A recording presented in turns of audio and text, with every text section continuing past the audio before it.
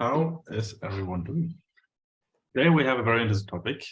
It is called In the Flow, and you might or might have not already been in the flow quite often, quite recently, and we wanted to take some time to talk about it. My name is Otto. You're listening to Coffee Weekly, and I'm here with Sheldon.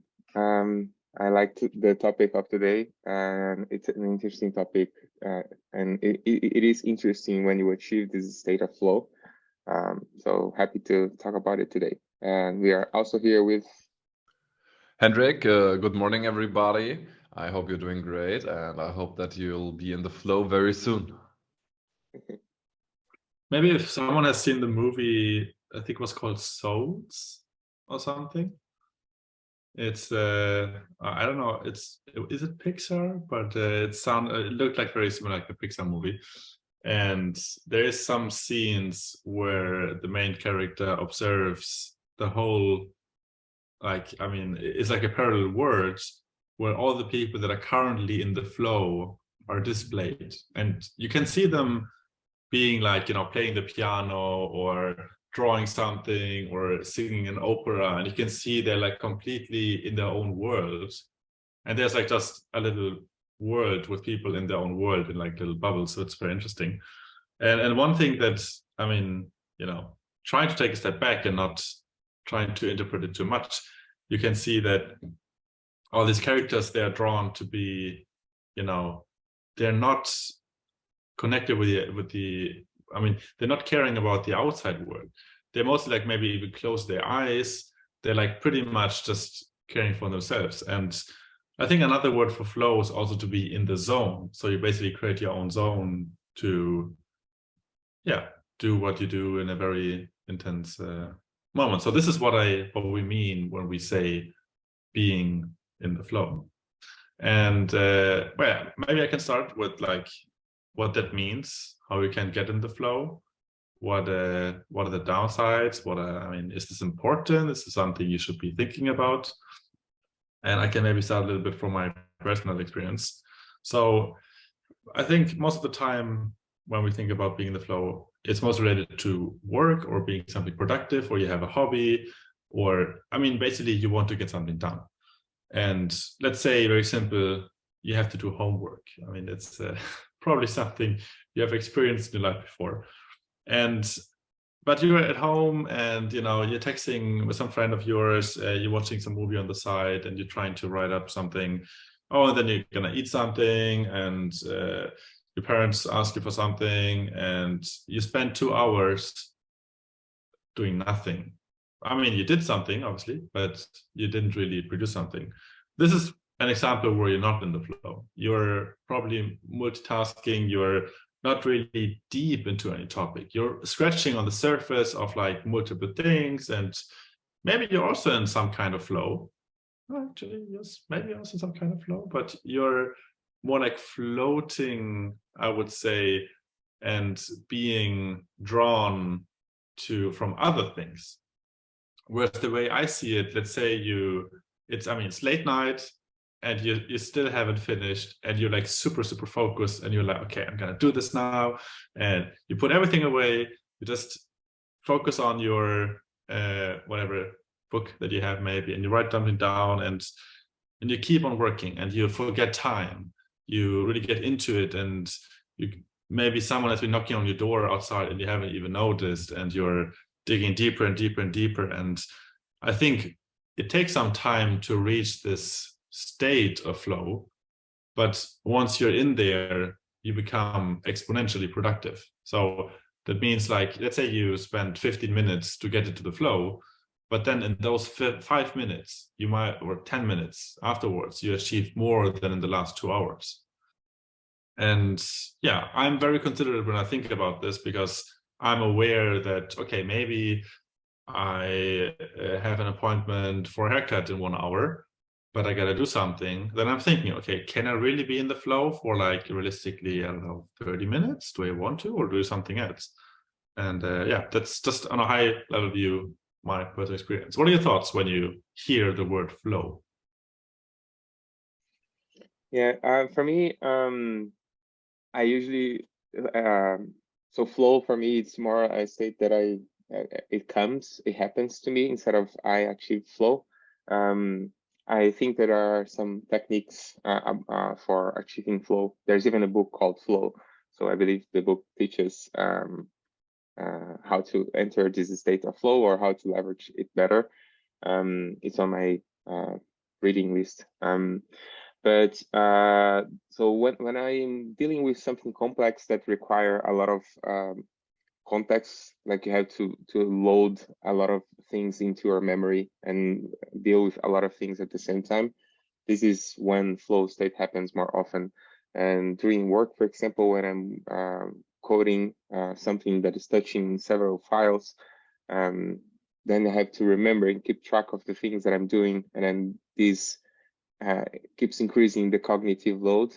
And what I see, I'm not paying attention on stuff outside me. There's a very good indicator that I'm in the flow is if I forget to eat, because I love eating. So if I forget to eat, this means that I was in a very good state of flow. But I have other times as well where I couple activities together, and it feels like a state of flow, although the state of mind is different. For example, when I'm cooking or washing the dishes, I usually put some podcasts to listen to or a talk on YouTube. And when I'm listening or watching the talk or the podcast, I'm very like paying attention on the podcast, and doing the dishes makes it's easier like that because my mind is on a different state, and I don't feel like it's the flow state. Maybe it's a different type of flow because my attention is divided into different things, but it's another way of expressing this in the zone type of thing. Yeah, so that's how I experience it. How about you, Henry? Thanks.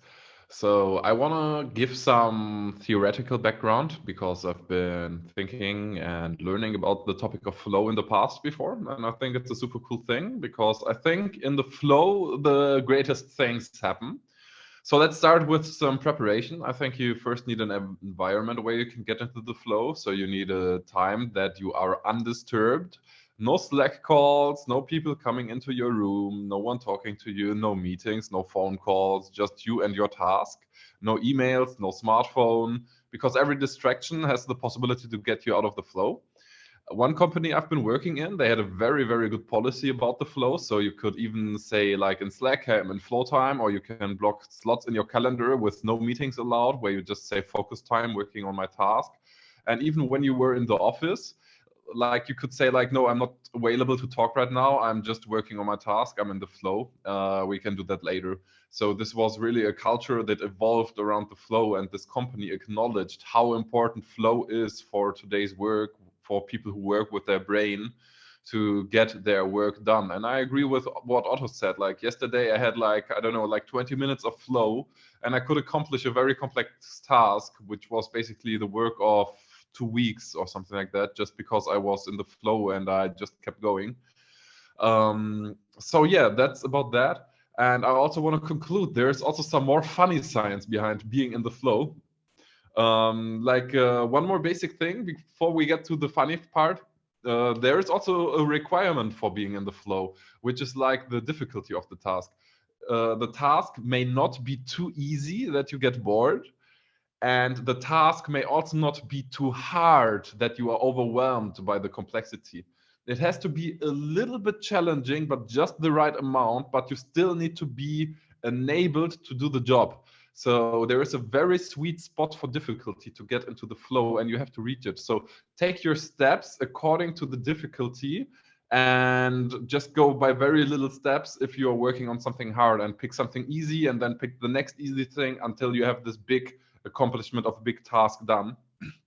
And so now to the funny part finally.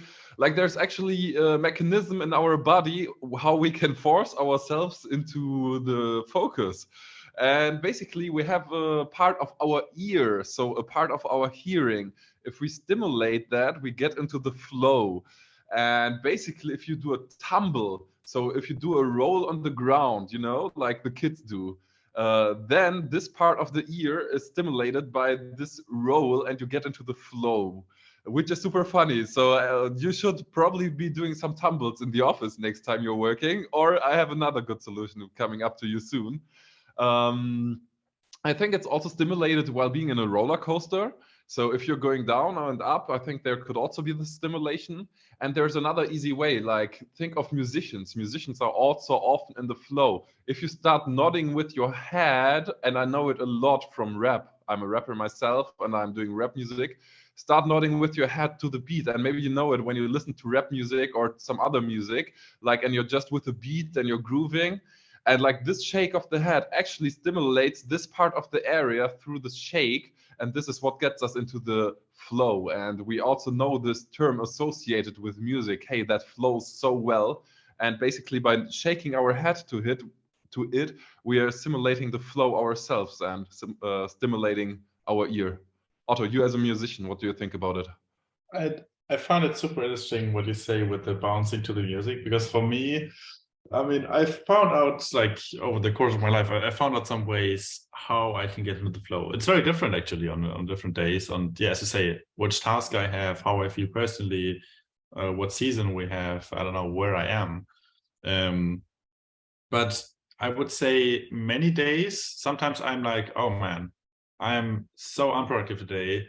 Maybe I'm even like tired, or I'm not hungry, or I ate something and I'm full and lazy. And some days I just feel like, okay, if I just put on the right music, I will be instantly in the flow, which for me is like so amazing. The power of music that creates a feeling within a split of a second. And this is probably also one of my best advices, that if you dig through music, if you spend quite some time actively listening, okay, what music, what types of music do I like? Maybe I like this genre when I'm in the flow, and I like this one when I don't know, work out or something. This can really help you getting into a mode. And maybe I should check this when I'm doing this, but maybe I'm actually nodding when I listen to the music. I'm pretty sure I do that. But also from a, like, you know, taking many step backs, if we think of the state of flow of ourselves as something that is very desirable to achieve, because I mean, the results are we are productive, we get to do things that we want to do, we shine in our best element, because as Henrik says, I mean, we are not disturbed from the outside, we're just doing our thing the best way to do it. And also in the movie Souls, I think was very well displayed, with people being inside of a bubble, because there's no distraction from the outside. It's just like you resonating in a high frequency, if you want to say so. And I actually lost my thread. I'm very sorry about this. Where is the other sentence? I just lost the flow. Yeah, you're talking about the movie Souls, or Soul. Is it Soul or Souls? Souls, I think. Yeah, I think I watched this movie. It's a very interesting story about a musician. Like the main character is a musician.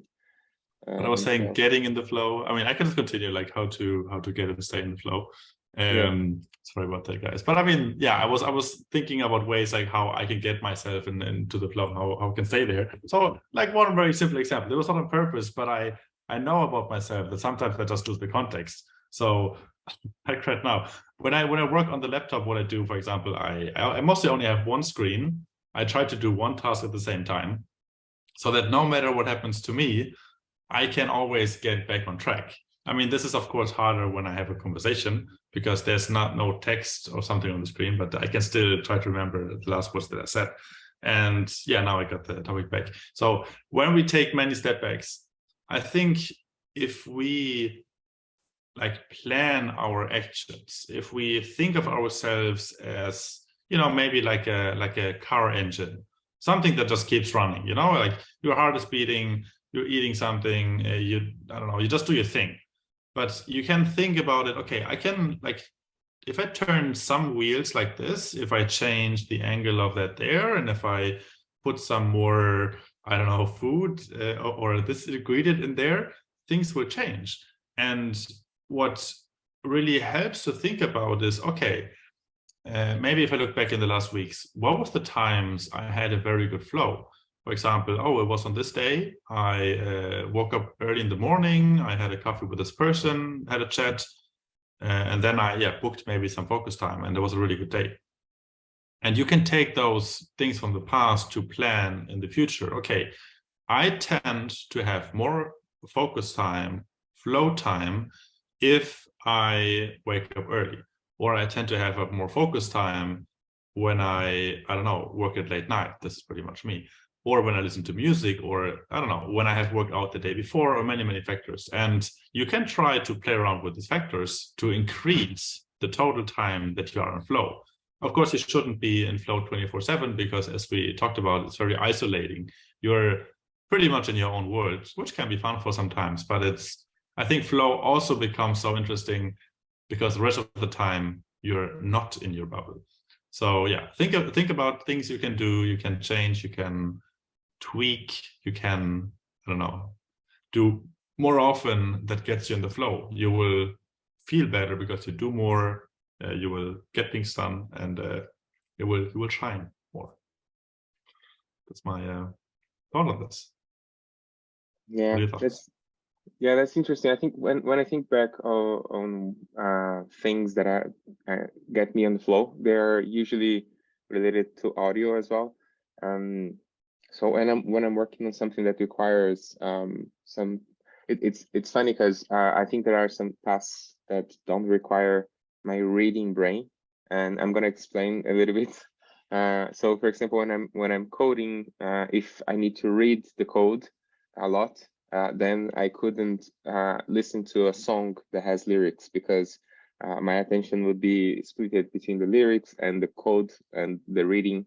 But if I'm just testing or clicking the buttons or doing some repetitive task that doesn't require a lot of reading, then I could listen to something that is text-based, like a song with lyrics, or even like a short YouTube video. So when I'm on the computer, I'm dividing into like watching something when I'm doing those repetitive tasks, or listening to some songs, and then it goes like from classical music to psytrance, anything that doesn't have lyrics. I'm trying and see if I enjoy. But I think that there is like this. It depends on the activity that you're doing, because then your attention could be channeled in different ways, let's say. What do you think about ways of getting into the flow, Hendrik? I agree with what you said with the lyrics, first of all. I actually have the same phenomenon or whatever. It's also for me like lyrics make me not get into the flow and take away from my concentration. So I can double on that. And also, there is an exception to this for me, because I listen to so much rap. There are songs I've listened to like 100 million times, and to those songs I actually can listen and get to the flow, because my brain somehow already knows what comes. How is it for you with lyrics and music and working, Otto? I mean, it's pretty much the same, and this kind of adds to the observation that, I mean, everything that can disturb you or take your focus away tends to, I mean, erase your, or reduce the likelihood that you're in the flow, or the duration, or the strength, or I don't know, the quality of your flow. But I once was working in an office for, I mean, quite some time, with someone who was a designer, and when he was in the flow, he used to listen to podcasts, or like, I mean, anything. I mean, I think it was podcast actually, like radio, like anything spoken content. And I asked him, I mean, how do you, I mean, like, what do you focus on? Because to listen to a conversation, it is some topics you want to follow and you want to have your own thoughts. But when you work on something, it's, I mean, you kind of have split focus. And it was very interesting, because he said, okay, like he does it when he usually is drawing something. So he's, as Sheldon said, he's not interacting with words. And then the parts of his brain, they're all like kept busy and happy in some way. So he's perfectly, you know, productive with this podcast. Whereas as me, when I was, I mean, as a coder, I'm mostly dealing with text and things. And I would immediately like get out of my loop if I listen to a podcast and I'm like, oh, that's interesting. And then I listen and I'm like, okay, cool. And then I go back and then 10 seconds later, oh, that's interesting. And then it just keeps on for 1 hour. And I'm like, hey man, I don't want to be rude, but could you use headphones or something? Because this doesn't really work for me. Yeah. But So, can I jump in quickly? yes, You sure. can continue afterwards. Yeah, I think that's super interesting. Like, probably our brain is wired so strong to human voices that it really jumps onto the voice the second it hears it. And it would be actually interesting for me if there is some studies that creative work and, let's say, logical work like coding are different in that way, that the stimulation of voice has a different impact on creative versus logical work. I mean, yeah, I can only talk from my empirical experience, but if we talk about different types of flow, I mean, yeah, the most obvious one is you're sitting, I mean, maybe on a desk or one place and you're doing one thing in front of you. And this is pretty much where you have the highest sensation of flow. But I sometimes also observe a different kind of flow, which I would call maybe the social flow, or like being everywhere. So this is like when you feel like being in a movie. So this is usually when I have a very busy day. So for example, when I prepare an event and I wake up at, I don't know, 8 and I have breakfast and then I drive the car there and then I meet this one and then I pick up this there and then I have to call this one and then I double check if this is plugged in correctly, then I go check there. And basically I am 100% end-to-end booked out from 8 a.m. to basically, I mean, the next morning, not 8 a.m., but like 12 noon. So for like, I don't know, 35 hours or something, I'm completely booked out. And after like a few hours, when I'm like completely just, being dragged everywhere, I kind of also start some kind of flow where I'm just, I could just play a movie soundtrack and I would just be like, driving in the car and doing something. And because I don't know which part of the brain this is triggering, but it also feels like almost the same feeling as if I was on my desk and typing something at late night, because I'm just end to end always busy. There's no really a break. And yeah, it will be interesting to figure out, like, identify what are the different, areas you could flow in. Do you have any experiences with that, Sheldon, or any other like sports, or I don't know? No, it just reminded me of when I go, for example, I live in Ireland, and here in Ireland, it's very common for people to go for pubs and have a beer and just talk. And if the conversation is really good, it feels like time passes so fast. Like when you look at the clock, like hours have passed, and you felt like it was 5 minutes. So I think this is another similar type of flow activity. And I think that the part of our brain that triggers is the same.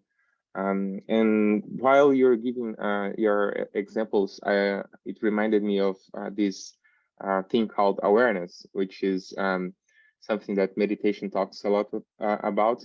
So I think when you're in flow, you focus, you channel your awareness to just this thing, and you become very aware of the things that are happening on the activity, that you forget about the rest of the world, let's say.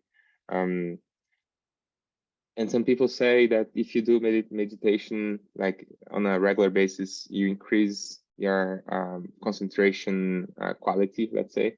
So have you guys tried any type of meditation? Yeah, I used to do. I haven't much done this year, but I can absolutely confirm that when you just sit down for, like, say, half an hour, do a guided meditation, let's say you manage to do it at least once a week. Yeah, I really find that you tend to be more stronger, like once you're in the flow and you're more calm. There's like less, let's say, bumpy ups and downs, but everything is just a bit more taken back. And yeah, I should meditate. Good point. That's funny. Yeah, I think meditation is proven to change the brain, and you can actually measure the changes in brain scans. So yes, it's really having a big impact. I actually started meditating this week again, and I feel great about it. I prefer to do it before going to bed. And there's another point of flow I want to talk to. Sheldon, you're a runner, right? Yeah. Yeah, well, yeah, yes, yeah. Yes. The call I broke a little bit, but I couldn't understand. All right. Yeah, those medals are the proof that I'm a runner. All right, all Not right. bad. Did you ever experience the runner's high, or at least a state similar to that? I think I had. There were some times where I was running, especially long distances, that you feel like your body is on a like as you took. It feels like you took some painkillers and you're like just like feeling good, but you're tired and you're feeling pain, but at the same time the pain doesn't bother you. So it's a very weird state. I don't know if this is like the runner's high, but if it is, yeah. If it is not, then it's another different, very cool thing to experience as well. Mm. Yeah, I can also say the same. Maybe I've not experienced runner's high. I go running once a week as addition to my workouts, and I just like the way you feel while running, and maybe sometimes with music, but sometimes also it's nice without music. Um, just getting this free state of mind. I think it's very good to process through things. It's a very special kind of flow in itself, very special to running. And yes, actually, I know also about that this is also a very special simulation of the brain, very closely linked to running. Because as you probably know, the human race is the best runner race on the planet, at least for long-term running. So basically, there is a competition every year in England where horses and humans compete who can run longer. And some year the horses win and some years the humans win. So basically, that's how we've been hunting in the past. Like we've been just running down animals until they die from exhaustion. That's why we don't have like so much hair on our arms and bodies anymore, and that's why we sweat, so we can get rid of the heat. And yeah, we are built for running, literally. And the brain also has a function for that. And this is what's called the runner's high. So a very special area in your brain gets stimulated by running. You can also measure that as far as I know. And what's also special about that, other areas of the brain get deactivated. So that's probably why you feel like you're freeing up your mind while running. And I really like that state of mind, considering the topic of flow. Yeah, Otto, how about you? I can absolutely add to that. So for me, it's like when I only run long distances. So I would say around 8 to 10 kilometers. At some point, when I check in how I feel, I'm like, yeah, it's like I could almost just do nothing and my legs still move. It's a very nice point because then, I mean, it's not like, oh, I have to keep, like, I have to move my legs. It's more like, okay, from now on, I just have to not stop. It's like a whole different sensation. And yeah, you're literally like, this is like literally being in the flow. You're like just flowing through the world and just running and keeping. And I even experienced that. So when you run, I mean, you have a speed of, I don't know, between 6, 10, 12 kilometers per hour, maybe faster, it gets super fast. But I found it even more intense when I'm riding the bicycle, because on a bike, you travel distance much more faster and the scenery changes very, very nice. So once you, I don't know, after like 20, 30 kilometers or something, it's just so nice to watch, especially when you have a very like long track where you don't have to think about turning. You can just go, and I mean, it's just like watching a movie and you're just like there and just having a very, very nice version of the runner's high. I think I remember one time with you, Hendrik, we were in Netherlands.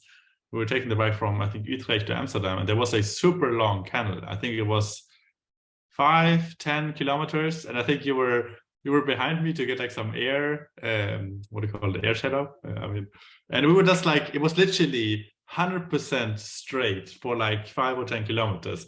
And it was so nice because at some point, I mean, you start, okay, it was too fast, slow, but at some point you find the perfect speed and you just keep going nonstop. And this feeling, I remember it was a very, very pleasant experience. So yeah, I mean, as a closing thought on this is as well, try to find those little parameters, these little knobs, these little, like, yeah, as I said, facts about the environment, about yourself, about the type of work. Try to understand how they are and what it results in. If you find that maybe you feel like, oh, I rarely get to focus, try to think back in the past. What has worked well? What are the things that get you out of the flow? And yeah, if it's simple things like turn off your phone, you can turn off your phone and put it in another room. This works pretty well, actually. So yeah, try to experiment around a bit and see how you feel when you have some kind of flow at least once a day. It would be nice if you, yeah, get to experience the sensation. It's a very positive and calming experience. That's my closing thought. What about you, Charlotte? Yeah, what you said about the bike ride you mentioned, it just corroborates with Hendrik said about the flow, that it doesn't, like you mentioned that the bike couldn't be too fast, but also not too slow. It has to be a perfect speed. And it's the same with the task. It shouldn't be too difficult or too easy. It has to be the right amount of difficulty. And then so like there's a pattern forming, and I think we can do similar things with our own tasks and break them down into tasks that are not too hard. Otherwise, we're going to procrastinate and never do it. But also not too easy, because maybe we're going to get bored and not do it again.